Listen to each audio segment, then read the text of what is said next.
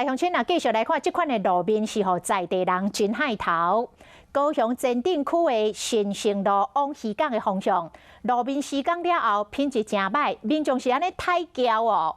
讲只有1/5是新的点仔架路，啊，甲旁的所在无平，有关价感，而且边仔阁是一排的水沟挂，是互骑机车的民众话要路死。讲骑这条路是比靠机车骑直线7秒还阁较困难。 大型车来来去去，一台接一台机车骑士经过这拢真细致，不过就算骑伫机车道嘛是挑战。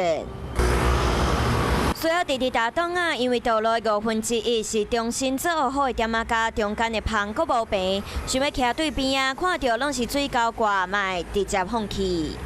位在高雄新生路上的这条机慢车道，由于幅度实在是太窄小了，让用路人不禁想问：难道是在考只限7秒吗？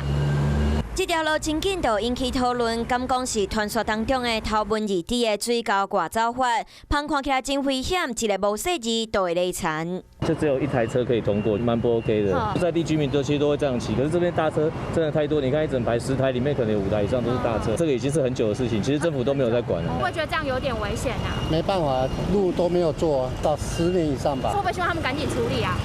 不可能啊！无理想的设计，有当时啊，敢若有一台车会当通过，有当时啊，机车阁会骑哩快车道，和大车相争画面真危险。为了改善该地区的淹水情势而施作，我们会再去现场检视一下，是不是可以把机车道的宽度再做一个放宽。虽然讲是为着要改善积水淹水的状况才会来规划，不过民众拢认为相关单位真消极，已经结合放几啊年，即马因为大家拢咧怨叹。